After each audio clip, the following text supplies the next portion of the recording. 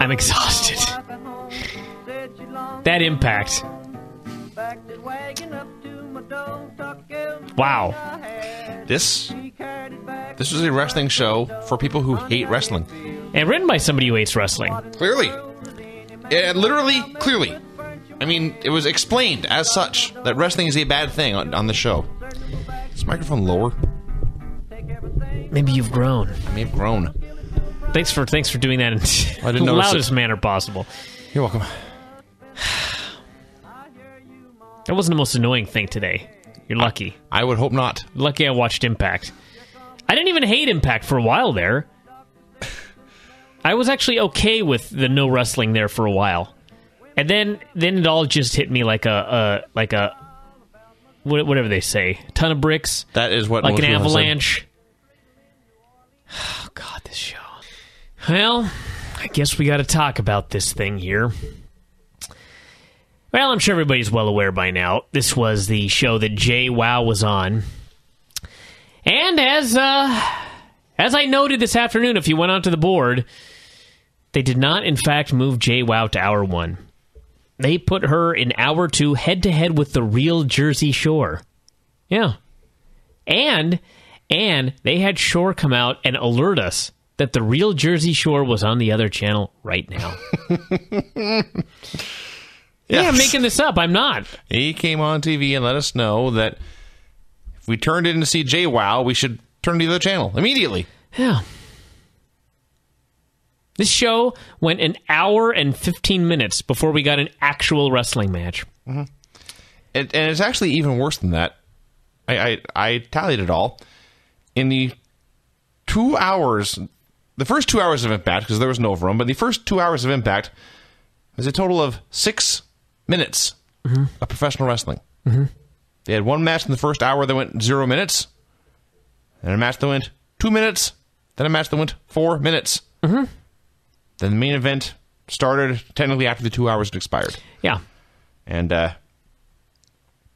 in between was every promo and every storyline ever. As you pointed out, there was 2 months of programming in one show. 2 months of storyline in one show. I mean, seriously, they couldn't have stretched this out over a month. They could have stretched this out till 2011. They could not have stretched this. They could not have stretched all of this out and led to, say, a RVD versus Mr. Anderson match at the next pay-per-view, where the winner would get whoever the champion is right now. I don't even... Oh, Jeff fucking Hardy at the next pay-per-view. I mean, they really couldn't have done that. The thing is, it's not like... these are not bad promos. None of these segments individually was actually... they were all the individual segments were pretty much okay. It's just they all added up to nothing. Complete nothing. And let me say this. I am sick of this reaction bullshit. I'm sure that Reaction is a great show. Somebody pointed out to me that all that preview stuff that I loved leading up to the pay-per-view, the half-hour pre-show, which I thought was great, was all stuff from Reaction. Listen to me. I will not watch 3 hours of Impact. I'm not the only one. I get the ratings every week. Last week, if you add in DVR viewership, Impact did 1.9 million viewers. Do you know how many viewers watched Reaction? 9. 800,000. May have been slightly over 8. Maybe we could round it up to 9. That's still less than half. Yes. Regardless, 1 million people who watched 2 hours of Impact had no desire to watch a third hour. I'm among those people. And this is what I'm going to do every week, and this is not going to change. I'm going to set my DVR 10 minutes long. In fact, it's always been set 10 minutes long. If Impact goes past 2 hours and 10 minutes, that's it for the evening. I'm not watching a single minute more. It pains me to watch 10 minutes more, but I will do that. I will watch an extra 10 minutes of Impact as it leaks onto Reaction, but I'm not going to watch another second of it. When your overrun plunges 1 million viewers, it's not worth it to go past the top of the hour. If 1 million of your fans have had enough after 2 hours, then all of these angles and matches and such that you're shooting that go 15 minutes past the top of the 2-hour mark, no one's watching them. So why would you do them? That would mean that only the hardest of the hardcore are seeing your most important angles. That's stupid. Your big angles should be viewed by the maximum amount of viewers. Not to mention last week when they went over the top of the hour for the Go Home show, that all of the people that watch Impact in the UK, they don't have reaction. And so when Impact went off the air in the UK and they said stay tuned for reaction, the show just went off the air. So all of those people in the UK never actually saw the end of the main event on Impact. That was great. Show opened up with storyline. They showed clips of the pay-per-view, which I did not see. I had read about, and I watched these clips, and all I could think was, this seems like a very complicated way for 5 men to get the championship on Jeff Hardy. I'm already exhausted, by the way. This show completely drained me of life by the end. I was doing okay literally for about 50 minutes. I didn't even hate the show for about 50 minutes, even though it was all talk. I did not hate it for about 50 minutes. I was giving it a chance. But after about the 50-minute mark, when they kept fucking talking and shooting fucking angles... Actually, when I really lost it was the segment backstage with Hogan and Dixie, and we'll get into that in just a moment. But first off, the show opens with a storyline. Dixie's attorney is there. Now, I presume this must be her real attorney. That's exactly because what this I thought. fucking guy This could is the not worst actor act a lick ever. He must be a professional law person. They couldn't get an actor, I guess not. to work for $100. I guess there was no one available at Universal Studios to make a television appearance. So this horrible actor comes out. He's Dixie's attorney. He explains to Bischoff that she signed those contracts under false pretenses. That wasn't the contract I sent you to have her sign, Eric. They did not explain what the contract was. They presumed we all knew. And by the way, this was what everybody figured going in. But they did not explain it here in this segment. So this guy makes a very valid legal argument that Dixie thought she was signing something else, so it did not count. Bischoff, who is not an attorney, argued, well, let me tell you something. She signed the contracts in front of millions of people on national television. We have plenty of witnesses. This argument would actually help Dixie Carter. Yes. Millions of people on television saw her sign something under false pretenses. Yes, he claimed there were millions of witnesses. So, as Todd Martin pointed out, there were millions of witnesses to his fraud. Even I know this, but Dixie's attorney felt checkmated. He said, This isn't over. You haven't seen the last of me, Eric. This isn't over. And off he went. I cannot wait to see how they explain this in the long term. Now, again, fine. Pro wrestling is fake. It's bullshit. We have to suspend our disbelief. As fucking stupid as this was, I'm going to go with it for now. There are bigger fish to fry on this particular show. So... That's true. Out comes... The fish. The fish. Well, first off, after this segment was over and the announcers open up the show... Then they announce that Dixie has signed over the majority of her shares to Eric, so he is no longer president. This is fraud on a massive scale. But again, I'm going to go with this. So, out comes Hogan and Eric. They got a fair amount of heat. I thought the crowd was overwhelmingly approving of Hulk Hogan. May have been. They love this evil man, or who was supposed to be evil, I guess. It's still hard to tell sometimes. He explained that, and this is the irony of ironies, by the way. Dixie on her Twitter after the show, she actually said this. You can look it up. She said, Hogan and Eric had killed one company and they weren't going to kill hers. What? I swear to God she said this. Yeah. It's just not awesome. This was why I was loving this show. You know, I just was in love with this show at this point. Because at this point, I still did not give a fuck. You know? It's just like, okay, show's stupid. All of this is dumb, but fine. I really don't care. So... Well, you know, there is a motive to this madness. We tried to do it the easy way, but no. Dixie didn't want to do it the easy way. You know, she conned me into coming down here to TNA. She promised me the keys to the car. She promised to take all my ideas to take this company to the next level. But no, Eric, Dixie didn't want to do it the easy way. So I just took and just grabbed everything that was promised to me, and I made it ours, brother.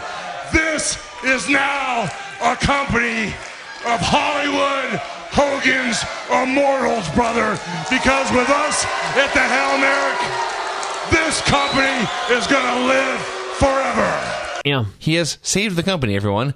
He painted himself as the hero, and he got applause.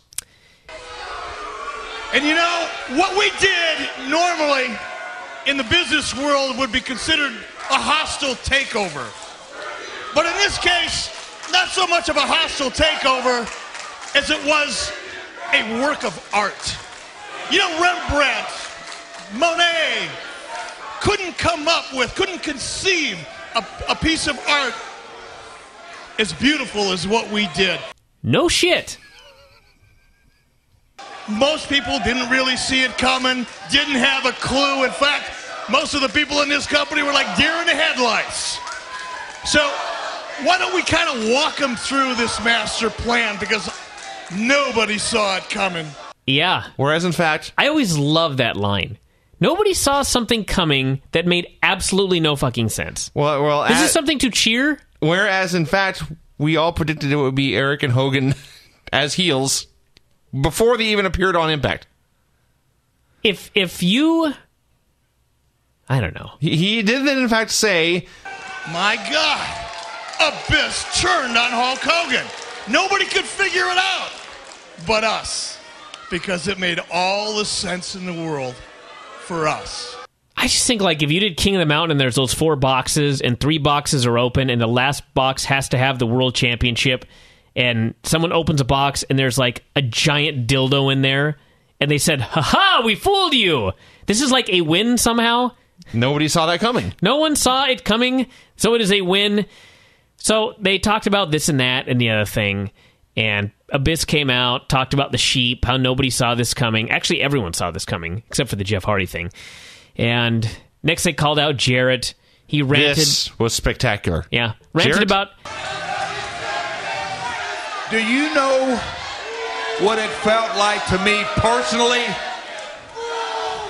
that Dixie Carter took a company that I started, that I founded, right out from underneath my nose? I mean, she used Daddy's money. Yeah, she used Daddy's money to run me right out of my own office.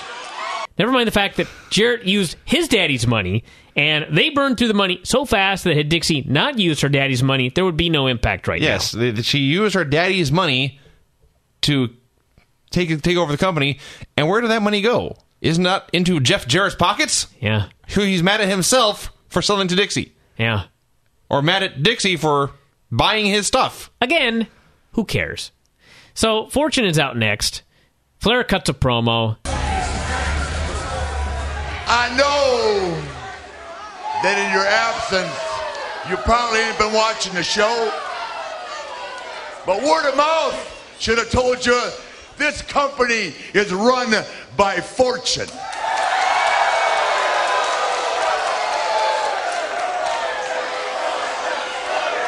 Yeah, Fortune, the heart and soul, the blood and the guts. Not by you, not by you, and not by you. You got that? Hogan, 25 years. I've hated your guts. You've hated mine. Nothing's changing. And tonight, either you walk away or I walk away. Somebody right here is prepared to die. How about you guys? How about just you and me, Flair? How about it? Oh, yeah! Hogan's in shape to do this. Got fresh off back surgery. Let's not worry about that.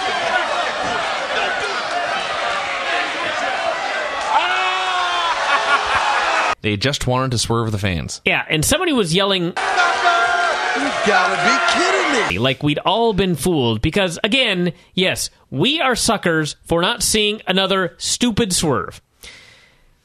Flair was going, I swear to God, I'm gonna get up every day loving you more than I've ever loved anything, brother. More than your last 5 ex-wives? More than my 5 ex-wives. Yeah. And wherever they are, they can all kiss my ass right now. on national television. Finally out came Jeff Hardy.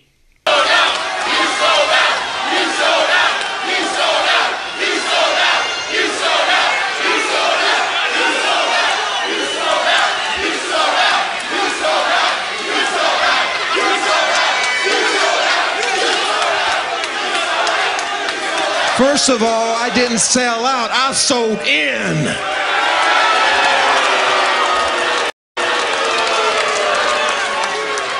And popularity doesn't mean a damn thing to me. I blame you. I blame the people. I blame the cheers for my pain. I blame your greed for my anger. All the years I've destroyed myself for you, for what? Herniated disc and pinched nerves? Nah. No, Jeff, if this were real, that's your fault. You did not have to do all of these stupid fucking things. So, these men care more about me than that. They care about my well-being, my future. And RVD, he's just like an asshole I know that never admits he's an ass kisser. Just another politician. Never played that game, never will.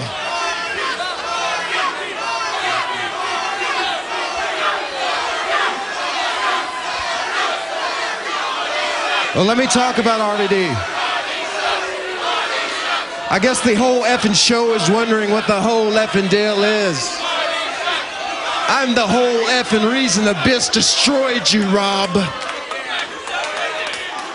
Because in order for this moment, you had to be removed.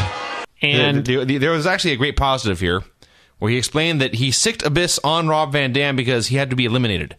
So this was, he did not use his exact words, but he did say that he could not beat RVD one-on-one. So that's a cowardly heel thing to do. So that's a thumbs up.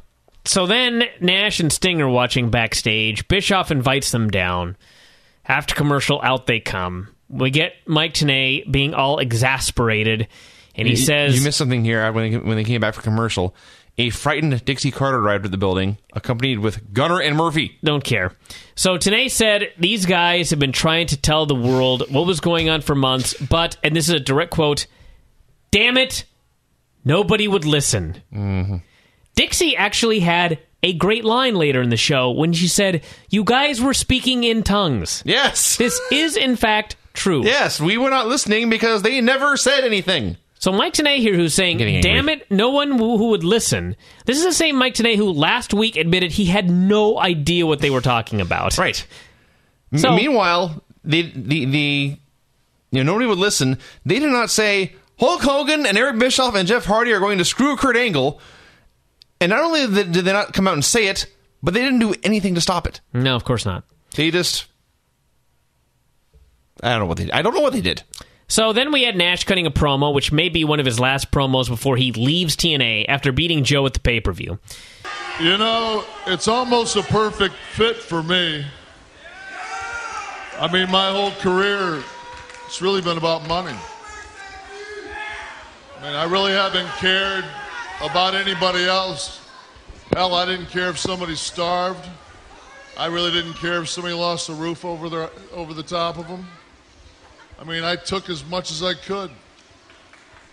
But a funny thing happened on the way to getting here. As I got older, I got wiser.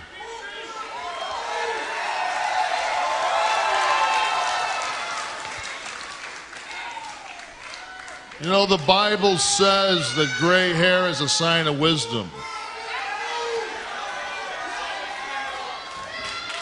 With wisdom came compassion. Those guys in the back that I would have took every dollar from in the past, they're my friends.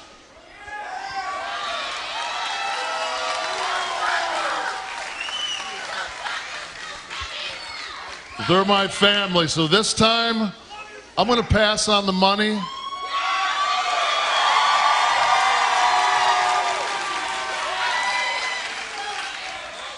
I want nothing to do with you guys. If you guys want to run this company to ground, you can do it without me. And by the way, another great irony. It used to be all about the money, he says, but no more. I'm here for the young guys. Now I'm leaving, he says. And he really is. Presumably, he may have re-signed, and this is some goofy work that no one could possibly care about. Then Sting said the same thing. He loved TNA. This was a no-win situation. He wasn't going to repeat history again. The answer was no. They walked away. People clapped. That was segment 1. It went like a half hour. They cut to the back. Pope is back there. He is talking to Kevin Nash and Sting.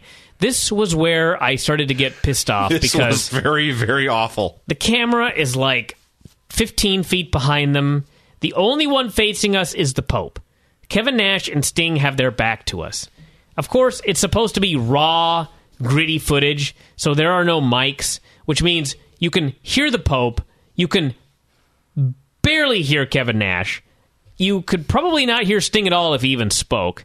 I missed like 80% of what they were talking about. The loudest noise here by far was the crowd reaction inside the ringside area.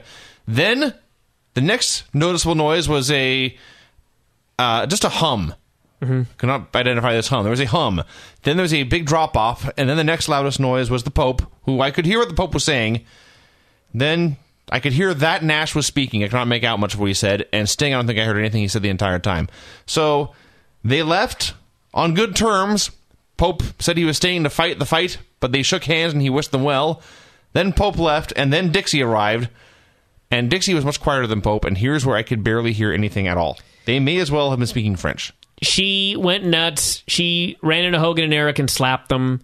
She demanded Hogan look at her in the eye and tell her he screwed her. Does she really need that? It's obvious. He said if you wanted to have this conversation, they could have it in his office, which, thank God, was mic'd. So after commercial, we got the big meeting. She was screaming at Hogan and Eric. At one point, she said, and I quote, God dang it. God dang it. Later, she called Eric Bischoff, You little smug shit. which was not bleeped off television. Hogan said, yes, I screwed you. She wanted to know why.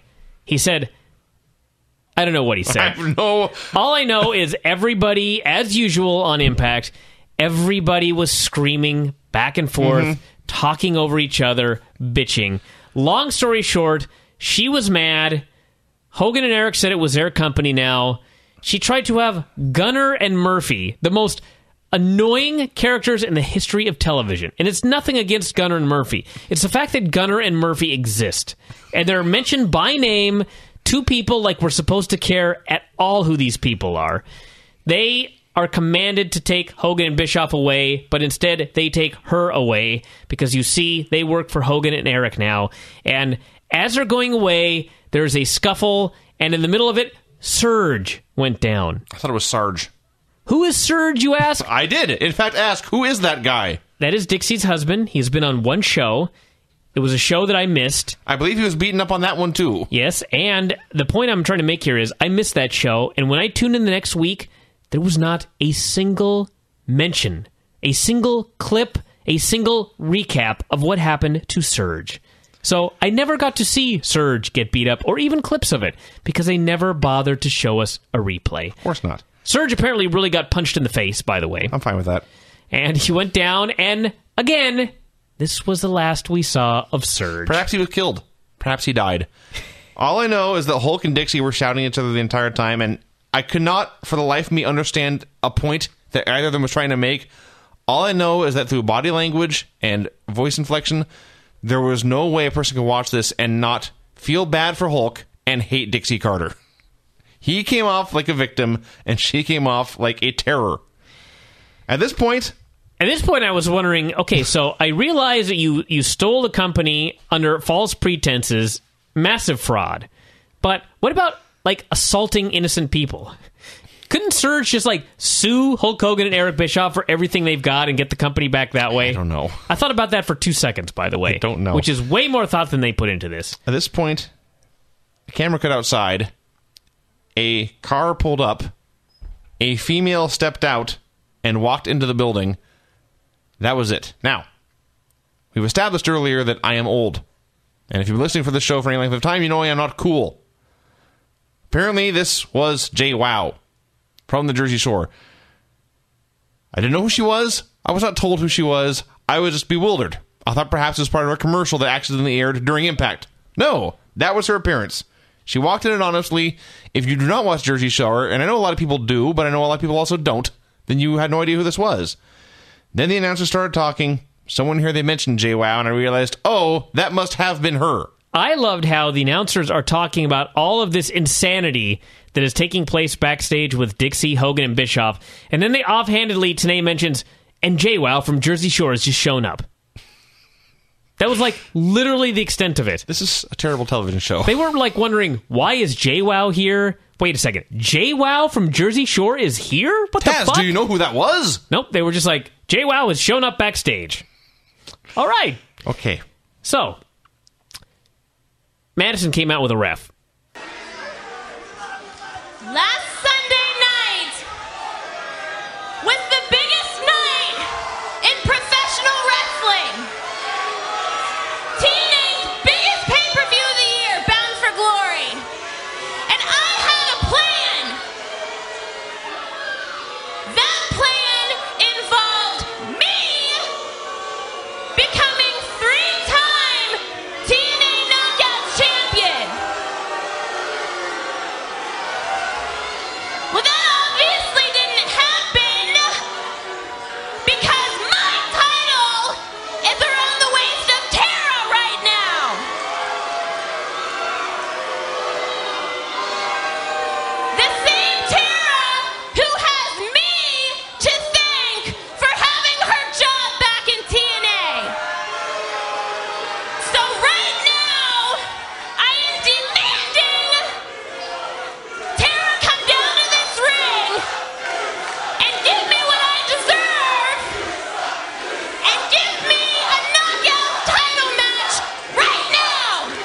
Tara, get your ass out here. Body language of Tara, how torn she is. look at And she just laid down. Count, ref. Madison celebrated like she'd won the WrestleMania main event. This was our first match on Impact. It started at 50 minutes past the hour. It ended at 50 minutes past the hour. Yeah. Out came Mickey, said this was disgraceful. There was a lot of talking. Mickey told Madison told Tara to get Mickey. That failed. And then Madison bailed and ran for her life. And then Mickey just celebrated with the championship. Not like the old days where you never touched the title until you won it. Of course not. That's what you paid for, was to see the babyface with the belt in their hands. Mm-hmm. Nope, now the belt gets stolen all the time, actually, so who gives a fuck? All I know is, and here's another thumbs up for this evening, Mickie James looked unreal on the show. Yeah. She was beautiful. JWoww, speaking of, met with the beautiful people who were, of course, as they are every week, having makeup applied. Because you see, they're not really pretty, everybody. They have to spend the entire show having mounds of makeup caked onto their faces. That is the story of Impact. She said she was looking for, quote, a bitch named Cookie. So after commercial, they were looking for her. Eric Young showed up, was acting like an idiot. JWoww said, and I quote, in our big rub for the evening, who is this guy? This segment was hideous. So... And it was during this segment, by the way, that the Real Jersey Shore, a brand new episode, began. Oh, fantastic. On MTV. So yes, they did not accept Orlando's gift of a lollipop. They walked down the hallway, and Orlando said, Jersey Shore sucks. Mm-hmm. Fine celebrity appearance. Kurt Angle came out. Yeah. More talking, everyone. Talking. From a guy who announced that, well, he retired on the last show. He said he was going to keep his word, that he was going to retire, but he wanted to know why he was screwed. He started talking about how... This was where I lost it, by the way. That's totally fair. There was, like, so much talking. There was so much stuff to recap. There was so much stuff to report on. That's why I stopped with the details. I did too. This was where I just began to quit. Yes. I know that Jeff Jarrett came out. I know he mentioned something about fucking Kurt's wife or something like that. I know this made Kurt mad. I know that Gunner and Murphy beat up Kurt. And then I know that Taz came out of the booth, and the announcer, who was never going to wrestle a match, made Jeff Jarrett stop. Now, granted, Taz is an awesome... He plays a badass better than anyone. Yeah. But he's an announcer. He is a fat, old announcer. He's never going to wrestle again. He ran off Jeff Jarrett. Yeah. And we had Gunner and fucking Murphy again. Murphy were there again. Why are Gunner and Murphy not the tag champs? They're like the unstoppable duo. Yeah, they're like pushed above everyone else on this show. Gunner and Murphy. What is a Gunner and what is a Murphy? Badasses, apparently. What's Gunner's last name? Smith? What's Murphy's last name? Bed? Murph E and Gun R. That's their names. Sucked. There's a line in here where Jarrett... And 1 hour and 10 fucking minutes without a wrestling match at this point. Yes, Jarrett was talking about how he had screwed Kurt in part because Kurt had driven him crazy when he first came to TNA. You know, back when Kurt was evil and Jeff was good. So it's always good when the heel is actually justified in his anger. So they talked for seriously about 4 minutes. I have no idea what most of it was. Samoa Joe was at the beach. Is that where he was? I just thought he was walking down the street somewhere. Yeah, they put up a sign. I have no idea what he said, so I hope you wrote it down. Of course not. He said he was mad about something. He was beach. Surly. Well, I actually this one as far as promos in this show go, this was coherent. He was upset partly at himself for putting his faith in Jarrett, but even more upset with Jarrett for stabbing him in the back of the pay-per-view. He said he was looking for Jarrett. That was it. He was looking for Jarrett at the beach. I guess so. But Jeff wasn't there. Earth to Samoa Joe. Just wait around at the fucking Impact Zone. He'll show up eventually. So, after not finding Jeff Jarrett at the beach, Samoa Joe wrestled a match. Samoa Joe versus Abyss. The bell to start this match began at 1:16. 1 hour and 16 minutes from the top of the show. It went 2 minutes. 2 minutes later, Abyss grabbed the ring bell right in front of the referee and hit Joe with it for the disqualification. I'm not going to bitch, though, because at least we finally got rules. It is ironic that would happen in a match with Abyss, who never follows the rules. Of course. So he busts Joe open with the bell. He's beating him up back inside the ring when Rob Van Dam comes out to make the save. So apparently Rob Van Dam, after beating Abyss on the pay-per-view, is now going to do a feud with him.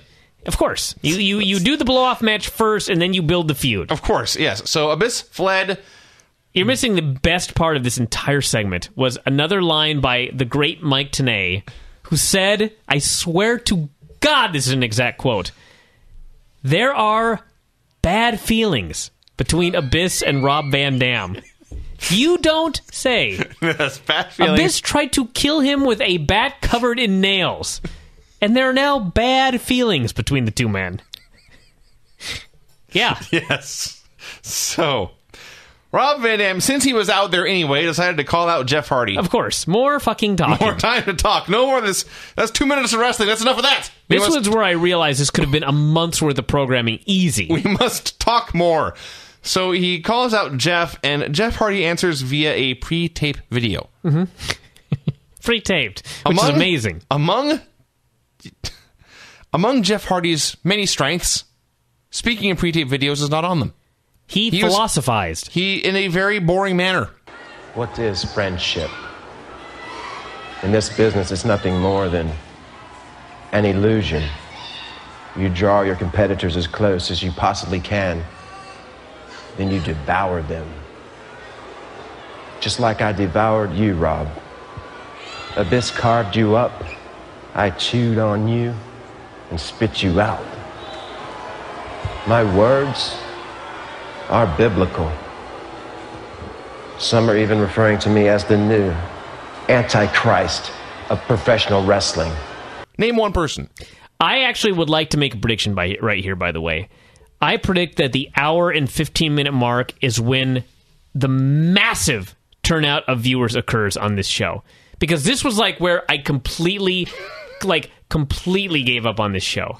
Like, I made it all the way. I made it all the way to Kurt Angle and Jeff yelling back and forth at each other. That was getting on my nerves.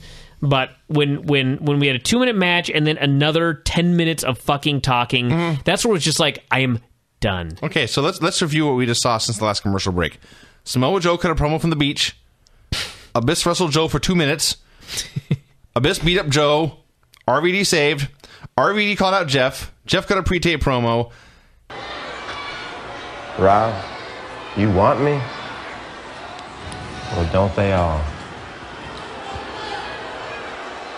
The thing ended, and then Eric Bischoff came out. This is all one segment. Yes. And Mike Tenay, here's where I quoted Mike Tenay. He said, now what? Eric Bischoff came out, and he booked Rob Van Dam versus Mr. Anderson for the main event of this show, with the winner to get a title shot at the next pay-per-view. Yeah. Fine. Then we got something amazing. Oh, my God. Bischoff had a lewd meeting with Miss Tessmacher. His first sentence to her was that he liked her pearl necklace. Yeah. Not making this up. Which, by the way, was I think there may have been 5,000 pearls on this 84 link necklace. Mm-hmm. So they made plans. This is what I wrote down. They make plans to fuck later. Yeah. And after arranging time and perhaps payment, he then had the gall to accuse her of being a whore. Mm-hmm. He called her all sorts of names that got bleeped. He accused her of spilling secrets to Kevin Nash and the Pope that almost cost him everything. What were these secrets? And what did they almost cost you? I like how he just now found out about this, by the way. Yes, that too. You know what the best part of this was? No, I don't. I'll tell you. It's hard to tell what he called her because it was all bleeped out. But it appears he called her a bitch a number of times, and a whore, and probably a slut, and every terrible name you could call a woman. I bet Skank was in there. And she stood there the entire time, and finally,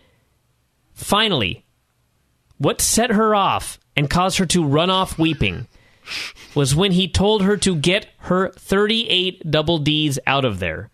Because, you see, she doesn't care about being called a slut or a whore or a bitch. But when she points out that her breasts are a size 38 double D, she can take no more. What? That was not my favorite part. My favorite part was right as she's leaving, he explains to her that she's fired as his secretary and whatever other services she may have been providing. He explains to her that she will have to... You just remembered. She will have to get a pair of boots and a pair of tights, and she will have to go wrestle. Now, I will bet you... I won't say $1 million because someone will cause me to pay up, but I'll bet you $10 that they put her in a pair of baggy pants. I think a long, fluffy dress. Yes. They will find some way to completely cover her best asset, which is in fact her ass, when she does this match. A bustle? Is that what the women used to wear? That she'd look good in a bustle, but... Okay, but yes. So he explained to her that to have a job, she's going to have to go wrestle. And this is a quote that in a million years I could never make up, but it's what Eric Bischoff said. Because that's all you are good for. And that's when I decided this was the ultimate wrestling show for people who hate wrestling. Because you see, she was being demoted from prostitute to pro wrestler. Yeah. This was a terrible, terrible insult. By the way, this was... I'm not making this up, everyone. I'm not even really loosely interpreting it. That's what the man said. This was where I had to check to see how many words I'd written so far about this show. 2,034. See, I actually took much sparser notes than usual. And I was not trying to pad it. I was merely writing everything that happened on the show. Complete, overwritten bullshit this show was. Yes, so then Mr. Anderson, same segment, showed up to annoy Eric. No idea what they were talking about. I gave up. He called him an asshole and a douchebag, and he grabbed his hand for a handshake, and Eric was selling it like it was caught in the jaws of life. So now Mr. Anderson, who never really thought of him as a powerhouse, but apparently he has a killer handshake of death. Mm-hmm. All right, good to know. We had the Pope and Fortune in a 5-on-1 match. Why? I have no idea. This match started an hour and 33 minutes into Impact. Up to this point, we had seen 2 matches totaling 2 minutes. We then got this match. It went 4 minutes. Yeah. It was actually a pretty good match especially when Pope made a big comeback at the end and ran wild on everybody. The action was very, very good. Sure. With that said, the idea that Pope was competitive with 5 members of your top heel group and almost won by himself made them look like idiots. Yeah. Oh, well, who cares? Who cares? So, yes, 3 matches. When it combined 6 minutes, we were an hour and 37 minutes in the show, and that was all we saw for a long time. So then, head-to-head with Shore on MTV, a brand new episode of Jersey Shore. I will say, and believe me, there's no way TNA could have planned this. This was a complete coincidence. But the entire segment with JWoww actually took place during a commercial break on Jersey Shore. Which, by the way, should also tell you how long this fucking segment was. And how long the commercial... Well, also how long the commercial breaks in Jersey Shore are. The $15,000 segment opened up with Shore coming out. And keep in mind, by the way, they debuted on Impact last week. Yes, this was their 3rd appearance, and we are already supposed to only their 2nd in front of a major crowd. Well, only the 2nd time I've seen them. And yes, we're already supposed to be so sick of them, we can't wait for the real Jersey Shore people to kick their ass. No. Fail. They come out, serious go-away heat. People are chanting boring. Cookie buries JWoww, and what a coincidence, out she came. Cookie told her to take her fake weave, her fake nails, her fake boobs, crawl back into the hole she came out of, called her a bitch, of course, slapped her. JWoww tackled her. They had a cat fight. Suddenly, Robbie E is down. We rewound it. There was no explanation for this. The best we can come up with, based on the announcers, is that it appears he probably was kicked in the balls, but we have absolutely no idea.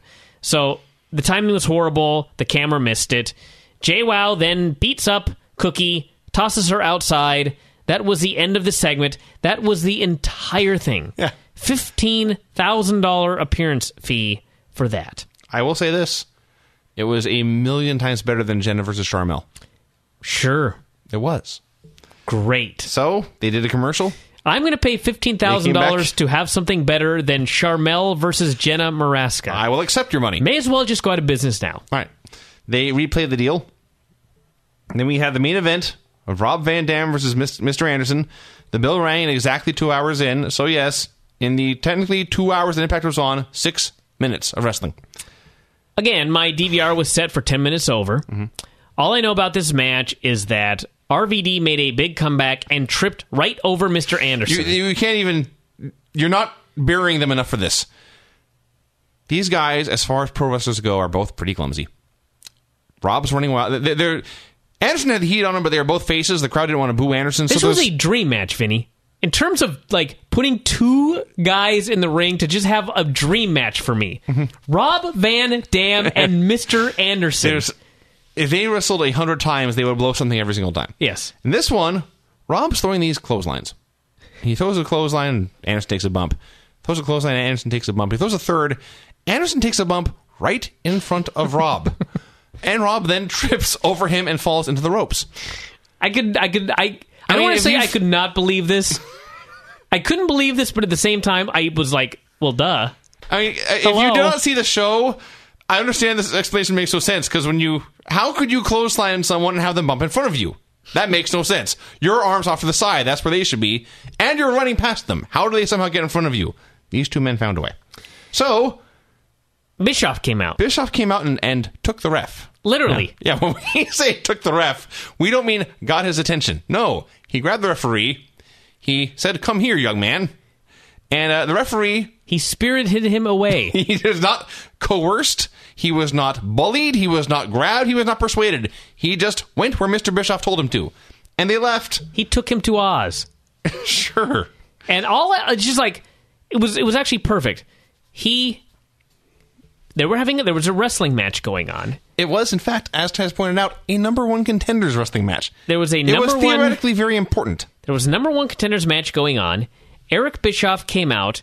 He said, "Referee, come here." He took the referee away, and they got a long shot, and there's 2 wrestlers down in the ring. There's no referee, and there's fans just watching the action, and that's when my DVR cut out. And you know what? I don't care. In fact, I'm not even going to go out of my way to find out what happened, because I'm going to do an experiment. Okay. I am going to wait until next week's show, And I'm going to see if they show me what happened here.